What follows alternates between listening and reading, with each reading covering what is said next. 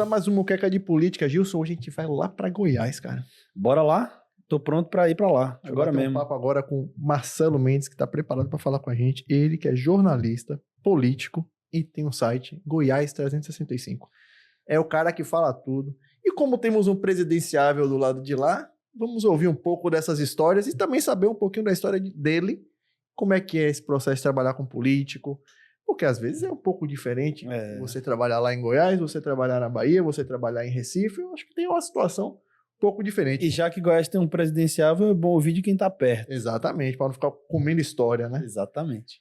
Marcelo, seja muito bem-vindo, meu amigo, a este programa Muqueca de Política, que agora é seu também. Exatamente. Obrigado pelo convite, é uma satisfação imensa poder participar desse programa nessa manhã. Obrigado pelo convite, Paulo. Fica aqui meu agradecimento, minha gratidão pelo convite, poder participar juntamente com você e juntamente com o Gilson, né? Poder conversar um pouquinho sobre política e ver o que a gente pode ajudar aí vocês a tocarem bem esse programa, essa pauta de hoje. Marcelo, antes de entrar nesse processo da política, do presidenciável que temos aí, que é o Ronaldo Caiado, eu quero que você fale um pouco sobre como é trabalhar com jornalismo político e estar nesse dia a dia, nessa cobertura com os políticos. Como é que é para você hoje, o seu site e essa experiência que você vem, como é que é hoje para você fazer esse trabalho aí em Goiás? É uma profissão muito desafiadora, né? O jornalismo em si é uma profissão desafiadora e, principalmente com o advento da internet, ela potencializou muitas pessoas, né? Que hoje têm acesso com apenas um celular, ela tem acesso a filmar a uma câmera e pode fazer uma gravação, pode fazer alguma situação e publicar nas redes sociais. Então, acaba que muita gente hoje se diz um pouco de jornalista, né? Desde que foi extinta a exigência para diploma, então acabou que criou uma série de competidores, né? Hoje nós saímos de casa para buscar uma pauta, para fazer uma apuração, e você está disputando com um monte de gente que muitas das vezes não atua no segmento. E nada contra blogueiros, as pessoas que atuam dessa maneira, mas é um cenário muito competitivo que se criou. Antes, quem apurava a informação era, de fato, o jornalista, né? Agora, nós temos aí populares que se enveredam pela profissão, tem uma rede social e, às vezes, utiliza do acesso que tem, do engajamento que possui, para poder publicar várias situações e muitas das vezes ele não tem o compromisso, né, de apurar, de fazer uma apuração aprofundada, e é onde abre uma brecha muito grande para uma série de problemas que nós temos visto, né, principalmente a questão das fake news. E nós, como jornalistas, temos uma responsabilidade muito grande, até porque nós respondemos legalmente por tudo que escrevemos, né?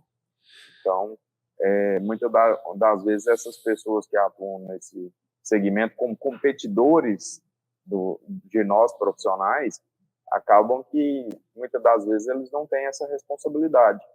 E aí cria uma situação muito particular da nossa profissão. Mas, além de ser desafiador, é uma profissão que digamos, para quem realmente quer. O jornalismo, ele não dá para aquela pessoa que quer se aventurar. O jornalismo corre na veia e isso é o que nos move, né? Uma pauta sempre diferente, buscar um bastidor, buscar uma informação que às vezes pode estremecer as bases do poder.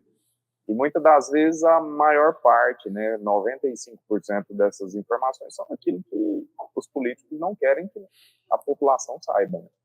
Então esse é o desafio, você conseguir, e normalmente são os poderosos de plantão, né, que têm essas situações em mãos, e nós estamos ali para exercer o nosso papel social, que é de trazer à tona tudo aquilo que eles não querem que sejam publicados. Né? Então, essa questão de interferência, né, dos políticos, principalmente quando se trata de noticiário focado em política, em questões políticas, né? Eu acho que isso daí é hoje uma constante, né? Não acontece só em Goiás, não acontece só em Salvador, é o Brasil inteiro, da menor à maior cidade, né? E também essa outra observação que você faz sobre a gente ter diversos players hoje, né? Que acabou em determinado momento desorganizando o mercado e hoje a gente vê já um processo de reorganização já com esse novo formato. Eles criaram um desafio muito grande, né, para quem faz a comunicação política. Hoje, como é que você consegue notar? A gente fez esse questionamento aqui, até a Juliana Nobre, né, que veio aqui, que é uma jornalista aqui da Bahia. Como é que você consegue observar o fato de que, em determinado momento, todos os políticos eles se fecharam em suas redes sociais por acharem que ali era o melhor canal, e hoje eu percebo, a Juliana aqui também percebeu, e eu quero que você me diga se você também começa a perceber. Existe um movimento de retorno, né? Pouco a pouco os caras deixaram de se encerrar em suas redes sociais e começam novamente a querer acessar e ter maior controle e domínio sobre os veículos e sobre os jornalistas. Como é que você enxerga esse movimento de retorno? Está acontecendo aí? Como que está acontecendo? Por que você acha que está acontecendo? Justamente pela credibilidade. Eu acredito que vai muito por aí, pela sua postura, pela sua conduta, e acaba que a construção da sua trajetória, ela diz muito. E essa competitividade, ela é natural do processo, né? Uma vez que o acesso está muito popular, a questão do acesso à internet, enfim, as pessoas se dizem jornalistas só por ter um celular na mão de última geração que vai fazer um vídeo, gravar um acidente, gravar uma situação e colocar na rede social. E nós temos que mostrar cada vez mais a seriedade da nossa profissão. Eu acredito que vai muito da trajetória, da opção de seguir com a sua conduta ilibada e tentar trazer da melhor maneira possível a veracidade dos fatos. E essa construção, durante um tempo, ela foi escanteada, como você bem disse, Gilson. E agora está havendo essa reconstrução, porque muitas pessoas se enveredaram por alianças ou utilização do marketing, aquele dia a dia de postar tudo e achar que isso ia resolver, e sem utilização de nenhum tipo de estratégia voltada para, de fato, para a política, e acaba que muitos não obtiveram êxito. Mostraram que o que mostrou que essa estratégia não tem, digamos assim, ela é perecível, né, com o prazo. Ela se perde com o tempo, e a construção da imagem política, ela não é embasada num café da manhã, ela é embasada na postura e na conduta política. Então, e é um assunto desafiador para você levar isso para a massa, porque as pessoas não se interessam por política. Sim. Se nós pegarmos aí pesquisas recentes, vão apontar que o entretenimento é o que domina, futebol é o que domina. As pessoas não querem saber o que está sendo pautado na Câmara Municipal, e às vezes pode impactar no IPTU dele, pode beneficiar alguma situação, pode dificultar o acesso a um habite, por exemplo, da construção de uma casa. Então, uma série de fatores que às vezes as pessoas deixam de lado, que são extremamente importantes para o seu dia a dia. Agora é desafiador para a gente levar isso para a massa também, porque muitas das vezes as pessoas não se interessam. Agora me diga uma coisa, com a sua visão, né, de quem está fazendo jornalismo aí político, você também não acha que esse afastamento das pessoas, ele se deu muito também, não só pelas questões de escândalo de corrupção, etc., que a gente sabe que isso permeia a política desde sempre, mas porque os próprios políticos, em determinado momento, eles tinham uma forma de se comunicar que realmente repelia a pessoa com menos instrução, porque falava de forma muito técnica, muito complexa. Você não acha que esse movimento também de as pessoas elas terem se afastado tanto da comunicação política, ele tem a ver com isso, não? Pode ser um dos principais fatores, né? A questão do político se isolar da sociedade. Aqui em Goiás existe muito o ditado do político paraquedista, principalmente no que se refere aos deputados. sejam estaduais ou federais. Ele só aparece na feira no período de eleição para pedir voto. Ele só vai na igreja na época da eleição. Então, existe muito o fator comportamental da própria classe. Do ponto de vista estratégico, o político ele não é porque ele ganhou a eleição que ele tem que se enclausurar dentro do seu gabinete e se afastar de todo mundo. Pelo contrário, quanto mais presente ele for dentro do seu reduto eleitoral, melhor, né, será a construção. Pode ser que crie problemas, né? Existem os fatores. Quando a pessoa está no mandato, ela é demandada por uma série de situações, pedidos, então, nem se fala emprego, cesta básica, enfim, uma série de benesses aí que a população vai cobrar dele. Mas ele tem que estar preparado para conduzir o seu mandato e construir esse relacionamento, né? Porque esse é o ônus do político quando tem mandato. Agora sim, Marcelo, além do jornalista que está do lado de cá, cobrindo o dia a dia, fazendo, pautando e acontecendo, você tem o jornalista que está do lado de lá, como assessor de imprensa. Falta ainda aos políticos ter este personagem e vou além, acreditar e confiar na estratégia desse profissional que está do lado, desse assessor de imprensa que faz essa relação para publicar a matéria, para publicar e para colocar o cliente na mídia e também para segurar muita informação que, por muitas vezes a gente acha que não, mas o maior papel de um assessor de imprensa é segurar, fazer com que a notícia não saia, né? Então assim, isso você só consegue com relação, com tratamento, com o dia a dia. Então assim, você acha que ainda falta aos políticos não somente ter este profissional e bons profissionais do lado de assessoria de imprensa, como também acreditar, confiar e dar oportunidade para que ele planeje, para que ele tenha uma estratégia e execute isso? Aí, como é que você está sentindo o mercado em torno disso hoje? Os políticos que estão no exercício do mandato, os mais jovens, já são antenados a isso. Mas os que já estão com a idade mais avançada não se importam, acreditam que a comunicação vai no feeling mesmo. Normalmente é um chefe de gabinete que comanda as redes sociais e faz o contato com a imprensa, e muitos deles não têm contato com a imprensa. Aí é o que acontece da pessoa não conseguir externalizar todo aquele trabalho que foi feito, né? Mostrar os pontos positivos do exercício do seu mandato. Aí o que acontece com essas pessoas, na maioria das vezes?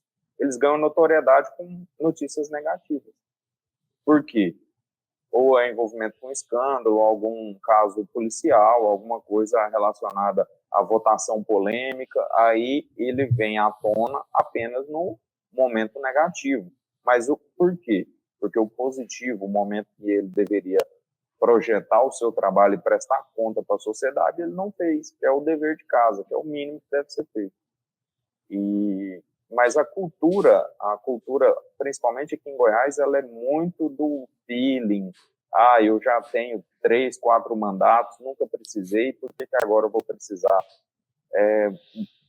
Semana passada mesmo, ouvi de um vereador da cidade de Aparecida de Goiânia que rede social não elege ninguém, não é importante para mandato nenhum.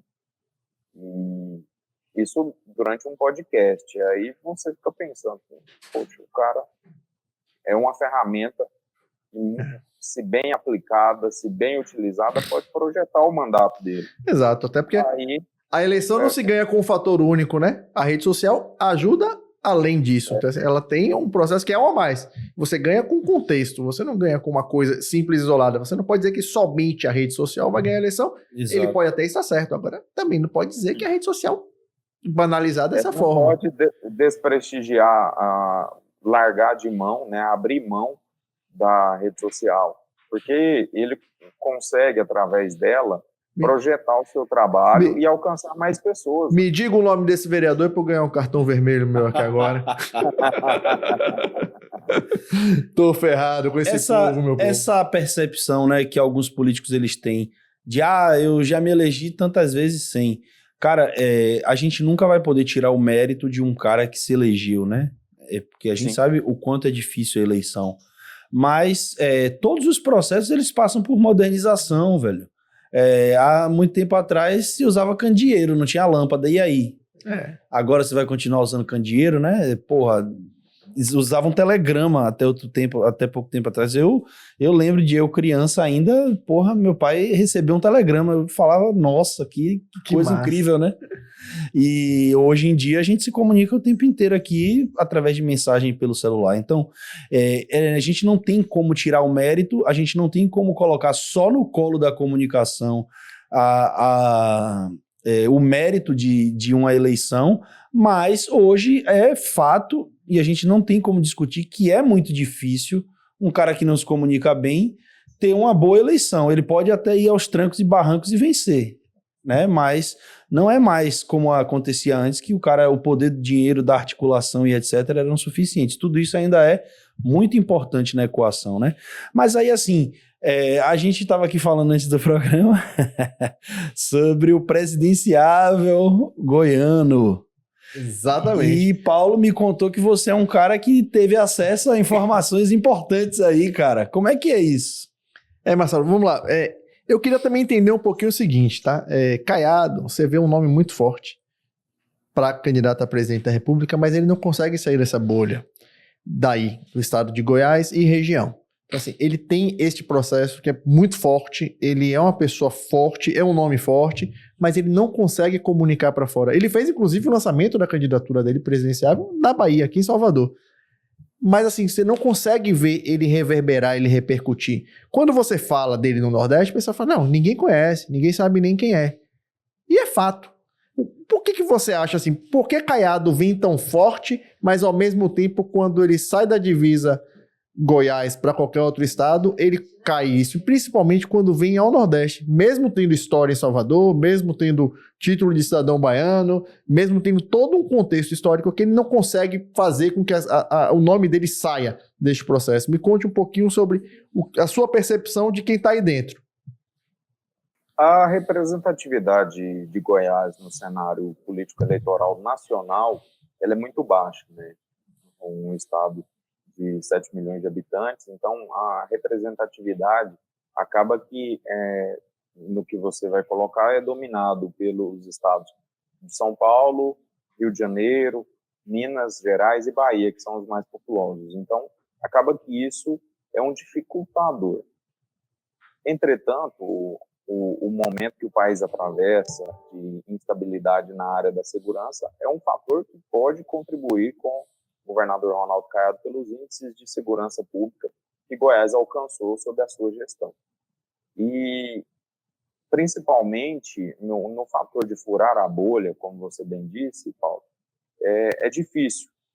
É difícil do ponto de vista político, estratégico, pelo fato de que Goiás não domina o cenário nacional em algum aspecto. Ele não tem um alcance muito grande quando os holofotes estão todos voltados para São Paulo, Rio de Janeiro e Brasília, que monopolizam aí os holofotes nacionais, das manchetes nacionais e tudo. Mas acaba que tem alguns fatores que têm contribuído, que é justamente esse descrédito de como o governo federal tem conduzido a segurança pública por todo o tempo que está no poder, né? E dessa maneira o Caiado tem digamos assim, um trunfo de se projetar diante disso. O exemplo que tem sido adotado em Goiás, né, o modelo que tem sido adotado em Goiás, já tem sido citado por vários governadores como um modelo que pode ser implementado em outros estados. Vira e mexe, vem secretário de Segurança Pública, comandantes de polícia de outros estados em Goiás para conhecer o modelo adotado, e isso tem mostrado que o Caiado tem acertado na condução da segurança pública.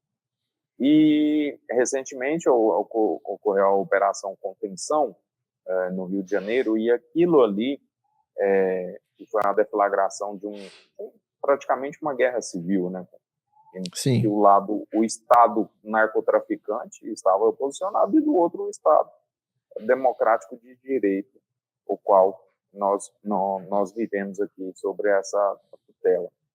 E acontece que aquilo ali, aquele ato tudo, as mortes, as prisões, ou tudo que aconteceu ali, mostra que, de fato, há a necessidade de uma condução mais rígida por parte da segurança pública, uma atuação de maneira mais contundente para combater o tráfico e o avanço das milícias, das facções criminosas que estão dominando, já estão focando em outras ações, em que o tráfico não é mais a sua principal fonte de renda.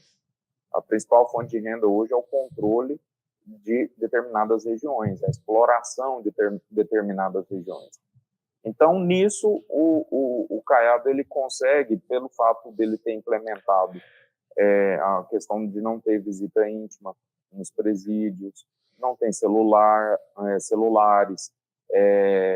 os advogados que têm quando visitam seus clientes, eles são monitorados. Então, acaba que existe uma série de fatores que inibem o comando daqueles detentos chegue até na ponta, na rua, né? Então, acaba que são fatores que têm contribuído.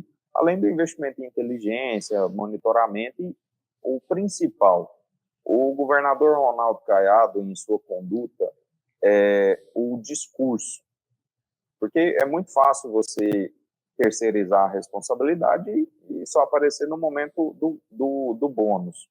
Sim. Mas ele dá outorga pública, vira e mexe, em diversos eventos públicos, ele dá outorga e dá autonomia e reforça sempre esse discurso de que a Polícia Militar do Estado de Goiás, a Polícia Civil e as demais polícias especiais têm autonomia para atuar no combate ao crime organizado. Então, são fatores que podem contribuir e projetá-lo diante desse momento de instabilidade que vários estados sofrem, né, principalmente no Nordeste, e com o avanço da criminalidade. Também existe na região norte, né, um avanço muito significativo por parte das facções.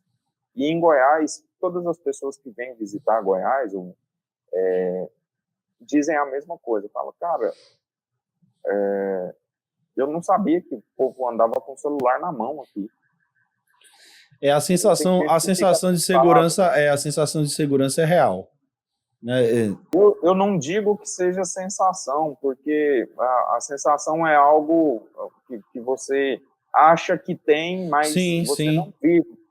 Assim, para mim é viver um momento de segurança, porque eu passei por vários momentos aqui em Goiânia e Aparecida de Goiânia,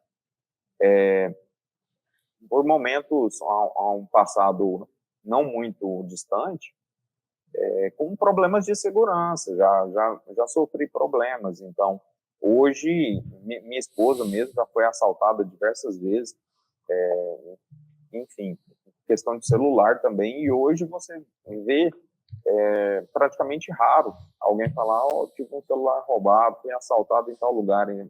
E um fator que tem contribuído muito para isso é a rápida ação das polícias.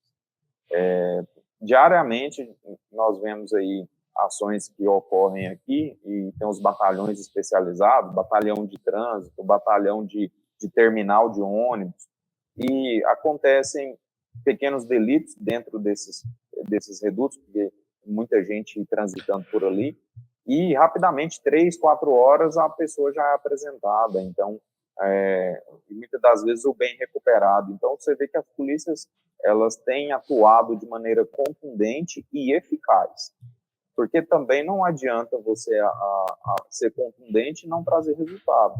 Entrar num lugar atrás de alguém e não trazer nada para explanar para a sociedade, mostrar que o seu serviço foi eficaz. E aqui a polícia tem sido contundente no combate ao crime e também eficaz na elucidação de muitos deles, inclusive com a recuperação de bens quando são frutos de roubo. Essa explanação que você faz aí é legal para a gente entender, porque, por exemplo, você fala sobre a situação dos presídios, como que se procede, e realmente a gente vê que é um pouco diferente do que acontece em outros estados, inclusive estados que sofrem, né, com violência.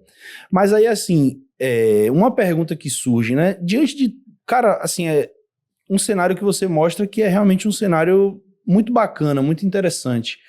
Por que que isso não consegue furar a bolha? Porque eu, por exemplo, eu consumo muito conteúdo de política, a gente vive política, e assim, alguns fatores que você cita aí, eles não eram observados por mim. Para mim é uma coisa nova. E isso significa que existe alguma falha em comunicar isso quando se trata de, por exemplo, encampar a ideia de tornar o Caiado presidente. Porque, pô, essa ação direta que você fala dentro dos presídios é uma coisa que eu não tinha conhecimento. Então, imagine o resto da população da Bahia, a galera que não curte política, que não se interessa, que não lê. Como que eles vão entender isso? Então, assim, o que é que você identifica que existe de falha ou não, talvez não seja falha, mas ainda uma fraqueza, né? Algo que na comunicação para acontecer, fazer acontecer. Para que isso possa chegar. Reverberar, né? O que você acha que está acontecendo? Na minha avaliação, a direita está perdendo tempo em ficar discutindo Bolsonaro até hoje. Primeiro, porque ele atrai por si só todos os holofotes. Esse é um fator que prejudica. Enquanto não houver uma definição do Bolsonaro, que é o principal líder da direita hoje no país, e isso é incontestável, não vai haver sobrevida para qualquer outro candidato que se enfileire pelo lado da direita também. Porque, querendo ou não, o Bolsonaro ele sufoca os demais. E, dessa maneira, isso inibe qualquer tipo de projeção do Caiado em nível nacional, porque enquanto o Bolsonaro não fizer sua definição, isso vai retardar o processo e mais benéfico se torna para o Lula, né, que está navegando em raia própria e de maneira tranquila, né. Mas da questão do ponto de vista da projeção do Caiado, tem um outro fator também, a população não está antenada com eleição ainda. Mas a população está antenada na questão da segurança pública, e nós vimos aí recentemente algumas pesquisas que apontam que hoje o principal fator de reclamação da população brasileira, hoje superando educação e saúde. Então, na verdade, você ainda tem também a questão da corrupção, só que você vê, independente da pessoa achar que é um problema, vota no corrupto. É um empate técnico também, né? Exato. Que fica ali. Exato. Independente, a pessoa é contra a corrupção, mas vota no corrupto. Então, assim, o brasileiro tem uma tolerância natural, né? Tem essa situação. Então, na verdade, a segurança acaba vindo como a mais forte hoje, como pauta. Quem tiver a pauta da segurança, nacional. Quem conseguir dar a solução, eu acho que vai na frente. Eu aposto na segurança pública como a principal pauta que vai motivar voto daquela galera que nem é lulista, nem é bolsonarista, né? Eu acho que quem souber abraçar bem essa pauta... dos indecisos. Exatamente. Quem está cansado de ter o telefone furtado, o carro furtado, ter a casa invadida. Então, é um tipo de discussão que ainda não está, talvez esteja no consciente coletivo, mas não está aflorado, não está na mesa do boteco, não está na igreja, as pessoas na feira, as pessoas ainda não estão antenadas a isso, e vai ser deflagrado no processo pré-eleitoral. E tem muita análise sendo feita, cara, que acaba se tornando rasa, né? Eu, por exemplo, não sinto que eu tenho propriedade para falar sobre as dores de quem mora em uma comunidade, uma favela. Eu não tenho propriedade para isso.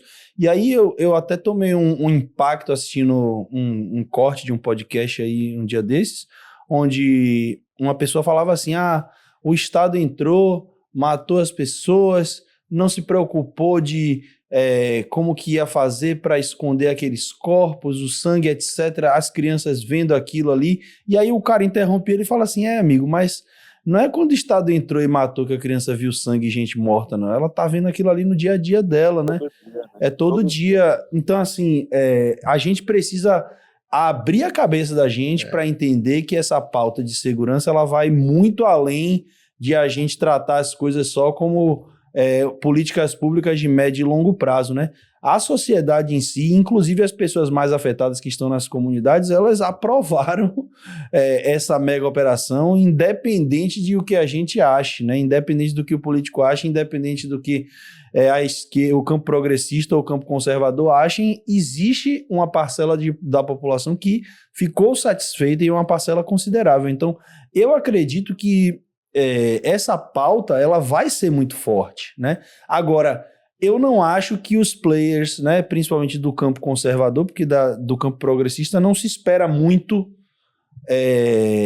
abraçar essa pauta da forma como a sociedade espera. Mas eu acho que o campo conservador tá deixando um gap aí, né? Assim, depois dessa mega operação, existiam formas de dar continuidade à discussão, né? Que eu não estou aqui falando de politicagem, sim, mas de dar continuidade à discussão. Pô, quando eu vi aqueles governadores reunidos, consórcio da paz e tal, eu falei, bom, pode ser que venha algo grande aí para discutir realmente. Mas aí a coisa parece ter esfriado, né? Então, eu acho que existe... e aí você pode falar melhor, né? Eu vou desenvolver isso aqui para deixar você falar. Eu acho que existe um grande gap, tá? Mas que não está sendo bem aproveitado e que o Caiado, ele tem uma grande vantagem quando a gente fala de política, que é o cara não ser conhecido, ele também não é tão rejeitado. Isso. Né? Aqui na Bahia ele não é muito conhecido. Então, existe uma grande oportunidade para ele tratar esses lugares onde ele não é muito conhecido e entender a realidade e alinhar um discurso. Você acha que já existe esse movimento dele ou ele está ainda nessa espera que você fala do Bolsonaro? Não, para mim, na minha avaliação, ele já tem se movimentado da maneira que é possível. Sem aval, ele por diversas vezes já deu declarações, inclusive contundentes, né? Ele não é candidato de barra de saia de ninguém, que ele não vai ser tutelado por ninguém, que ele tem vida própria, brilho próprio, opinião própria, e que ele não vai ficar esperando ninguém, que vai tocar o seu projeto, a sua pré-candidatura, e vai ser candidato. Ele sempre afirma isso com bastante veemência, como é de costume, né? E do ponto de vista da segurança pública, o Caiado, ele não tem só discurso, né? Ele vai ter números a apresentar. Então, porque de discurso a população está cansada. Sim, então, ele vai ter um trabalho a ser apresentado, um modelo que foi adotado em Goiás e uma questão que a administração dele é muito bem avaliada. Ele tem isso a mostrar também. As recentes pesquisas mostram que na casa de 80% a 85% a aprovação da sua administração. Isso. Então, e isso não é só no quesito da segurança pública. Goiás também é como um todo, né? Nacional na questão da educação. Então, é outro fator que contribui para o seu projeto nacional, porque se Goiás é modelo em segurança pública e educação, então ele vai conseguir sustentar o seu discurso no período eleitoral aí, para apresentar um modelo que é adotado em Goiás. Então você está cravando que ele vai ser candidato a presidente porque ele vai firmar isso. Então hoje ele é candidato, a esposa dele é candidata ao Senado, você acha que... Aspas do próprio governador, ele diz que ele é candidato. Ele já lhe disse, ele disse isso com tranquilidade. Ele disse e ele tá cravando aqui junto, tá todo mundo falando. Ele sempre diz que é candidato. Porque quando a gente acaba conversando... da barra da saia de ninguém e que vai tocar o projeto dele e andar o Brasil afora. Inclusive, no domingo ele estava em São Paulo, né? Teve a corrida da Fórmula 1, né? Isso. E ele esteve lá, participou, inclusive deu entrevista para vários veículos de imprensa nacional para comentar sobre o MotoGP que vai ter aqui em Goiânia. Após mais de 30 anos, Goiânia vai voltar a ter o MotoGP. Então, é uma conquista também para Goiás, porque nós sabemos o quanto isso movimenta o turismo e o mercado automobilístico, e também traz divisas para o município, né? Porque você recebe turistas do mundo inteiro. Então, Goiás vai sediar uma corrida o ano que vem, em 2026. Então, ele comentou sobre isso. Então, ele está tentando utilizar os espaços que são abertos. O Consórcio da Paz, com uma brecha aberta pelo governo federal, ele conseguiu participar e ali articular junto com o governador de Santa Catarina, juntamente com o governador do Rio de Janeiro, e fazer aquela composição ali do Consórcio da Paz. Então, nas brechas que estão aparecendo, ele tem se posicionado. E, mais recentemente, há cerca de 30 dias, teve uma declaração dele muito contundente na inauguração de uma obra aqui em Goiânia, em que era uma obra da área de saneamento básico, da companhia da Saneago, né, que é uma empresa do Estado, e estava a agenda foi na sexta-feira, mas na quinta-feira ainda estava prevista a vinda do Lula. Só que acabou de última hora, ele cancelou a vinda.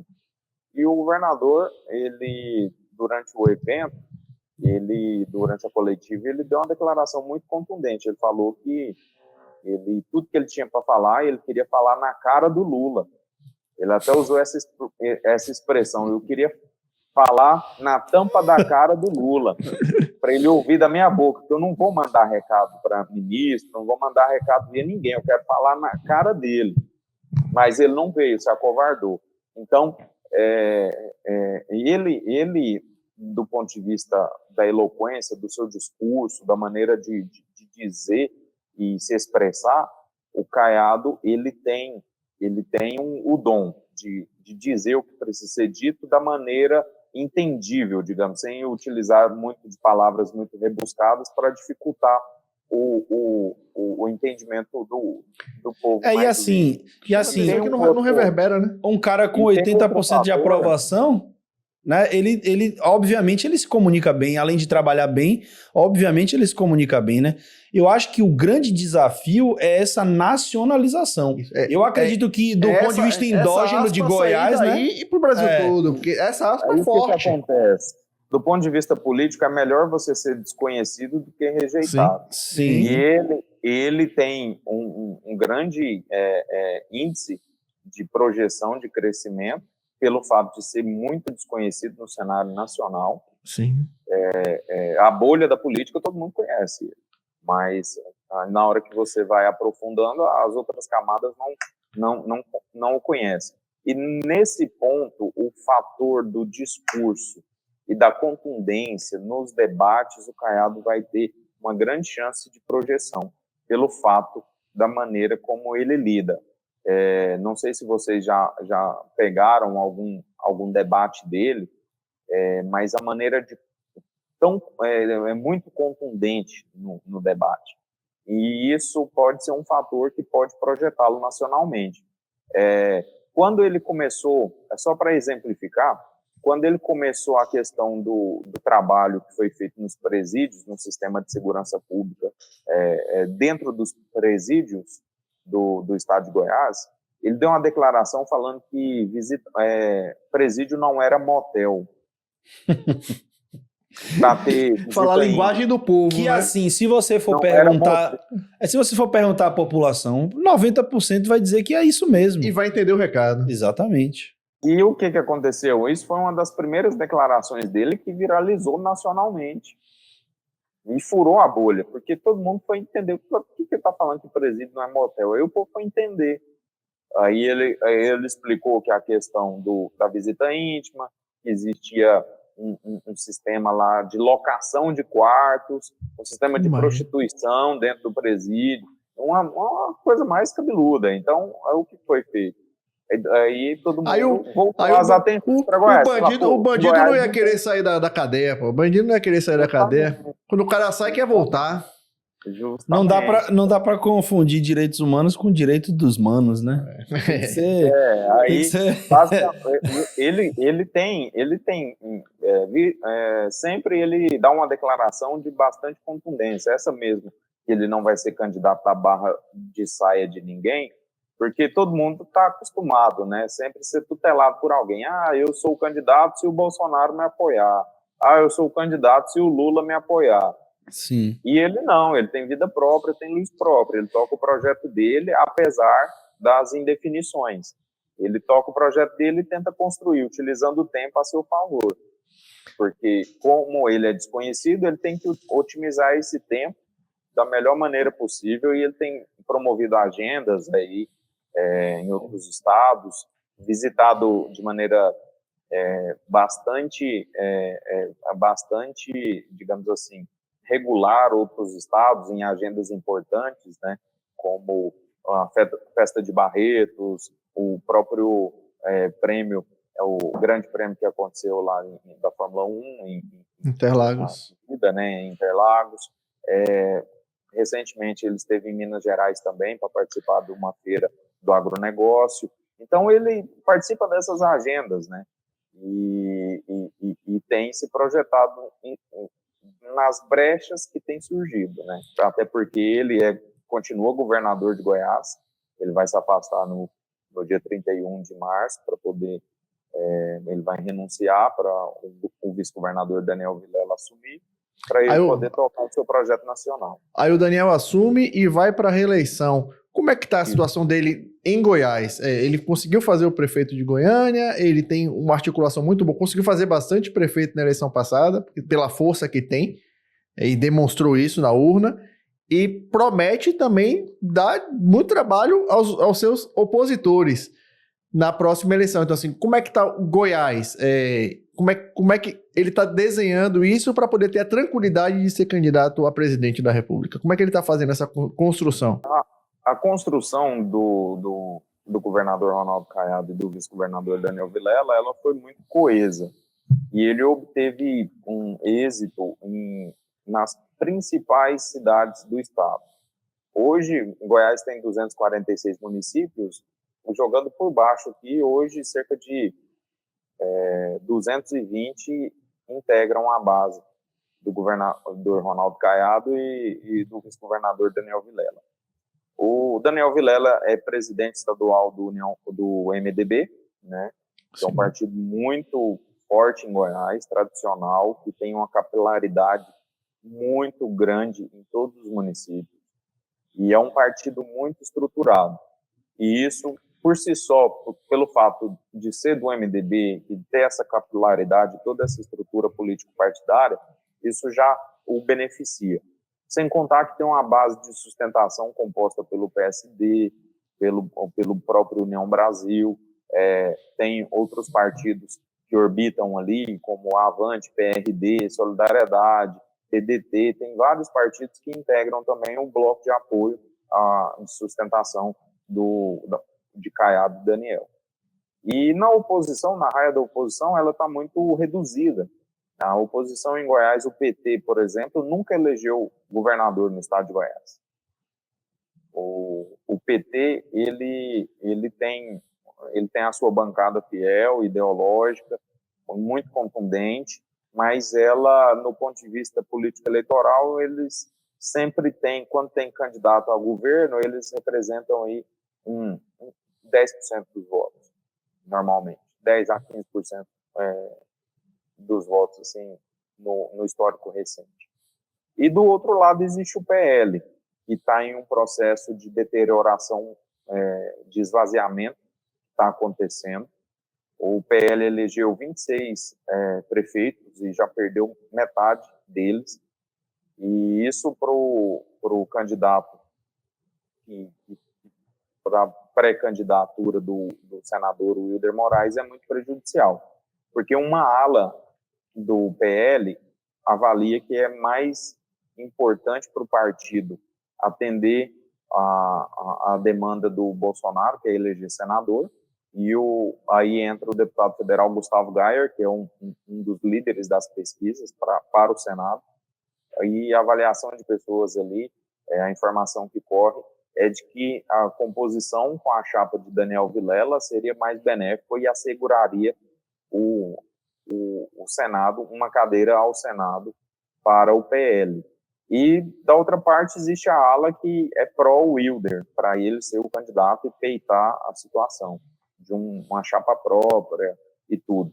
E existe também o PSDB, que governou Goiás por 16 anos, né, com a figura do ex-governador Marconi Perillo, que preside nacionalmente o PSDB, mas a estrutura político-partidária do PSDB está muito reduzida. É um partido que hoje está tentando fusão, federação, para não ser barrado pela cláusula de barreira, né, por não ter atingido o mínimo. Então, é um partido que já foi muito robusto em Goiás, dominou Goiás por 16 anos, e hoje está com a estrutura muito diminuída. Mas o Marconi, ele tem o seu recall político eleitoral, e hoje ele figura aí nas pesquisas de intenção de voto, com Daniel Vilela na liderança, ele na segunda posição, seguido pelo senador Wilder. E depois vem a Adriana Cortes, que é um nome do PT. Então, o cenário é esse. Ele é um cenário ainda muito embrionário, mas o vice-governador Daniel Vilela, ele possui alguns fatores que contribuem. Além dos partidos importantes e robustos ao seu lado, ele tem também o fator de participar de um governo que é altamente aprovado pela população. Com a última pesquisa, apontou 88% de aprovação da gestão do governador Ronaldo Caiado. E tem um dado que às vezes passa desapercebido para quem é leigo, mas para nós comunicadores é um dado extremamente importante. Se o eleitor daria um voto de confiança a um candidato indicado pelo governador Ronaldo Caiado. E na avaliação do eleitorado, mais de 70% dizem que votaria no nome indicado por ele. Então, são fatores que mostram a direção, mas não é certeza de êxito, né? Então, o processo eleitoral ele é construído e pelo andar da carruagem, a tendência de momento é de divisão do PL, essa indefinição da esquerda, e também nomes do PT não querem entrar na disputa, eles preferem indicar o vice e estão tentando aí, inclusive se ventilou nos últimos dias o nome do Zé Elton, que é ex-governador, ele era vice do Marconi Perillo, e o Marconi saiu, renunciou para que o Zé Elton assumisse no ano eleitoral e tentasse a reeleição. Foi quando ele foi derrotado pelo governador Ronaldo Caiado. Então, o Zé Elton pode ser o nome bancado pelas esquerdas aqui, e o Marconi candidato pelo PSDB, o Wilder vive essa indefinição, né? Imagino que aguardando aí a agenda do Caiado com o Bolsonaro, né? Se o Alexandre de Moraes autorizar. E existe essa situação que é a de momento, é o raio-x de momento. Como eu disse, a aprovação, a questão do fator do Caiado e a estrutura político-partidária e de prefeitos não é segurança de êxito na eleição, no processo eleitoral, mas são fatores que facilitam muito a vida de quem está no poder. É um cenário bem feito aí, bem desenhado, viu? O cara sabe. Agora, eu queria saber de você o seguinte, você fala aí muito sobre essa indefinição no PL, porque isso, obviamente, tem um impacto aí das questões relativas ao ex-presidente Bolsonaro, né? Vou trazer para você fora de Goiás, tá? Mas eu queria que você também opinasse, já que você falou bastante aí sobre o processo Bolsonaro travar a direita, a gente tem aí uma discussão rolando, uma discussão muito séria, a gente até abordou ontem na nossa live, que é o fato de estarem tentando colocar o Carlos Bolsonaro lá no estado de Santa Catarina como um possível candidato a senador. Cara, você enxerga que esse movimento que se intensificou muito mais quando o Bolsonaro ele veio, né, a se tornar líder do país, de modificar pessoas de um estado para o outro, tal. Você acha que isso vai colar para 2026? O que você acha? Isso, e também tem o fato da Michelle Bolsonaro ser pré-candidato ao Senado pelo Distrito Federal. Distrito Federal, Então, isso mostra, e um tempo atrás chegou a cogitar o Jair Renan em Goiás também. Então, e aí? Mas foi para Santa Catarina. Colou? Então, você vê que não é um projeto de país, é um projeto de família. Sim. É um projeto pessoal. O Bolsonaro, ele quer uma maneira... Por que ele quer eleger senadores? Para tirá-lo da cadeia. Então, você vê que o projeto dele é sempre voltado para ele. E acaba que isso tem desgastado muito a direita, porque ele, por ser um líder de massa, e é o maior líder da direita no país, ele dá sinais claros e evidentes de que ele está mais preocupado com o próprio umbigo do que com o país. E isso é um fator que o descredibiliza perante a população, porque aí é onde surgem as brechas para outros nomes se projetarem, né? Que são pessoas que querem fazer o discurso como um todo, não quer discutir o particular, querem discutir o coletivo. E o Bolsonaro, ele em momento algum, ele discute o coletivo. Ele está pensado em consigo próprio, ele e os filhos dele. Você vê o tempo inteiro, teve declaração do Eduardo mesmo, lá catastrófica, lá nos Estados Unidos, falando que, pelo menos, os Estados Unidos havia mandado uma bomba atômica, né, digamos assim, entre aspas, mas pelo menos ele tinha se vingado. Então, você vê que é sempre o individual sobrepondo o coletivo.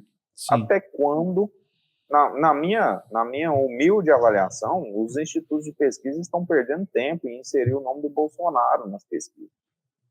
A gente poderia ter avançado no debate político há muito tempo. Isso não é sadio para a democracia, ficar discutindo o nome de um candidato em que ele não vai estar no processo eleitoral, a menos que mude tudo, né?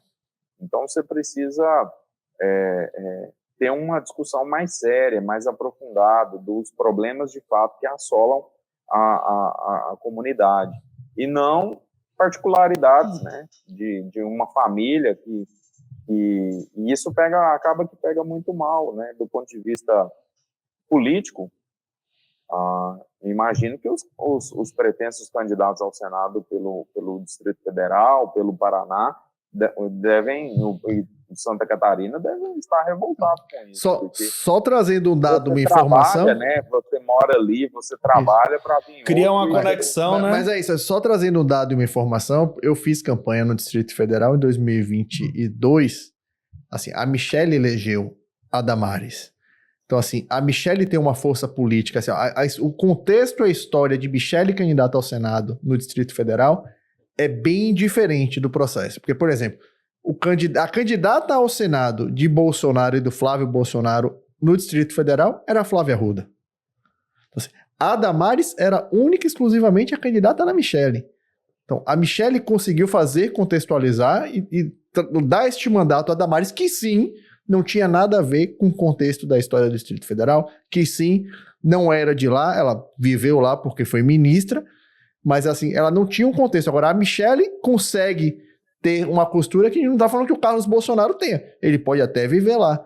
A gente fala muito, porque a questão do Senado, a maior vantagem do Senado é porque você fala igualitariamente no Senado. São 3 representantes por cada estado e 3 representantes do Distrito Federal. Então, assim, a discussão é igualitária. Você disputa o Distrito Federal com o São Paulo, tem a mesma voz. São 3 vozes. Você perder e abrir mão disso para entregar a um senador carioca que estava lá discutindo pauta na Câmara de Vereadores. Né? E aí o cara tá na Câmara de Vereadores, conhece os problemas da cidade do Rio de Janeiro. Aí você vai trazer o cara para discutir um estado inteiro que não é o Rio de Janeiro. Então, assim, é difícil. É difícil entender. Na verdade, foi como você falou. O projeto é para chegar lá e se defender e ganhar 8 anos de sobrevida aí para todos os familiares. E para ele também, porque se ele tiver 4 senadores... 4 senadores. Então, 3 senadores, ele vai estar bem. Tem outro da própria senador. família, né? É, Do seu exatamente. Não vai ficar ruim para ele. senadores Quem- que sentam, Quem é que tem um arsenal desse em casa hoje? Ele vai ter o mesmo tamanho que qualquer estado. É. 3 senadores. Quem é que tem um arsenal desse em casa hoje? Ninguém. Mas eu concordo. Na geopolítica nacional, né? Eu concordo muito com você quando você fala que não é sadio para o processo democrático manter essa discussão em pauta, né? Eu acho que já se virou uma página, né? E agora a gente tem que pensar em eleições de 2026 e cada campo se organizar. A gente vê que o campo progressista já está muito mais organizado porque já tem um consenso em torno de um nome, né? E agora é o campo conservador começar a pensar como se organizar. E aí é isso que vai dar pano para manga, né? É saber quem é que vai ser o cara que vai capitanear esse projeto. Do jeito que está, com essa forçação de barra por parte da família Bolsonaro, de que tem que ser um candidato legítimo, né, digamos assim, com 100% com o pedigree da família, isso acaba que dificulta as articulações e a projeção dos demais. O Tarcísio tem dado sinais, né, de que pode disputar a reeleição, mas nada muito, digamos assim, mais claro. Tem o Ratinho Júnior, que também postula, assim como o Romeu Zema, também pela frente da direita. Então, você vê que está muito dividido, muito pulverizado. E isso beneficia o Lula, que sem a máquina conseguiu derrotar o Bolsonaro, imagina com a máquina. Isso. Pois é. Marcelo, Recém-saído da prisão, né, inclusive. Marcelo, Esse fator aí. Isso. A gente vai indo aqui para o finalzinho do nosso programa, mas a gente tem 2 quadros aqui, que é rapidinho, que a gente avalia algumas redes sociais, a comunicação de políticos por esse Brasil. Então, a gente quer que você indique pra gente uma rede ou uma comunicação falha, que a gente chama de pimenta de cheiro, e uma rede e uma comunicação muito boa, um político que está se comunicando muito bem. Assim, deste cenário nacional ou até de Goiás mesmo, você pode trazer para que a gente procure. Quem está nos assistindo vai falar, bacana, não sabia que lá tem um vereador, uma cidade, um deputado, um senador, que eu posso seguir para acompanhar. E também eu quero aquele que a gente vai criticar. A gente vai olhar e falar assim, claro. Que porcaria de rede é essa? Que porcaria de comunicação é essa? O cara com um poder desse, um canhão desse não faz um negócio bom. Então assim, eu quero os 2 lados, eu quero o bom e o ruim, a pimenta malagueta e a pimenta de cheiro. Do ponto de vista do positivo, assim, um nome de maior expressão, até conversamos bastante sobre isso, é o do governador Ronaldo Caiado. Ele tem feito uma série de cortes, tem sido bem direto na sua comunicação, assim como tem sido sua postura. Acredito que é uma rede social que vale acompanhar. E tem um prefeito de uma cidade importante, que é a 3ª maior cidade do estado, se chama Márcio Correia. Ele, inclusive, é do PL, mas ele é aliado ao MDB, porque ele passou muito tempo pelo MDB. É uma rede social que ele andou dando umas escorregadas aí, que vale a pena também dar uma olhada. Já vou seguir. Paulo já tá aqui agora já mesmo ali. Eu já tô aqui seguindo. Olhar escorregada é comigo mesmo. Talvez na ânsia de se mostrar popular e de tentar mostrar serviço demais, acabou extrapolando, né? Enfim, vale a pena acompanhar. Paulo, depois eu vou pegar esse arroba aqui com o Paulo, ele vai me compartilhar para eu dar uma olhada lá também. E agora, para a gente finalizar, eu quero lhe fazer uma pergunta, quero que você responda com uma palavra, e aí depois você pode discorrer, certo? Mas a pergunta é, a eleição de 2026 em uma palavra. Uma palavra. Depois pode falar à vontade, mas primeiro tem que falar uma palavra. Complica, hein? Fumaçou. Fumaçou. Mas eu posso colocar que pode ser o fim de um ciclo, né? Um fim. Por quê? Pode ser a última eleição em que o Brasil está discutindo Lula e Bolsonaro. Porque até pelo avançar da idade, né, do presidente Lula. Imagino que ele disputando 2026, se eu não me engano, ele vai estar com 81 anos. Né? Isso. Não, em janeiro de 2027, o campo progressista já precisa pensar no sucessor de Lula. Se já não estiver pensando já nisso. Já deveria estar pensando, né? Convenhamos, já passou da hora. Tinha que ter pensado há 20 anos atrás. Eu falo muito da questão do campo progressista apoiar o João Campos lá em Pernambuco. Sim. Se apoia, o menino é o próximo candidato a presidente da República. Se apoiarem. Agora, se eles estiverem dispostos a isso, eu acho que o apoio vai. Se não estiverem dispostos a isso, a discutir isso com o PSB e passar para a faixa para o PSB para ser em 30. Até o próprio Alckmin, né? Até o próprio Alckmin, que é um pouco mais jovem. A grande questão é que ambos os campos são muito personalistas, né? Ambos os líderes são muito personalistas. Isso é muito complicado, né? E talvez seja uma particularidade do líder, né? O líder quer para si. Ele quer liderar, o papel de liderar. Ele não aceita ser coadjuvante. Então, talvez 2026 seja o fim desse ciclo. Perfeito. Eu acho que sim. Que pode ser também muito salutar para o Brasil discutir outras situações. Voltar a discutir Lula e Bolsonaro. Voltar a discutir problemas reais, né? Discutir Lula e Bolsonaro não vai levar nada a lugar algum. Perdemos muito tempo com isso. Acredito que ainda perdemos tempo com isso. E talvez 2026 possa sacramentar esse fim. Esse ciclo da disputa dos dois, né, de 8 anos, é um ciclo onde a gente não discutiu nada de produtivo. Nada. Um se nutre do outro. Exatamente. A verdade são figuras opostas que têm muito em comum. E talvez por isso... a bandeira, a ideologia, mas o tipo de comportamento é o mesmo. Dos seus adeptos também é muito similar.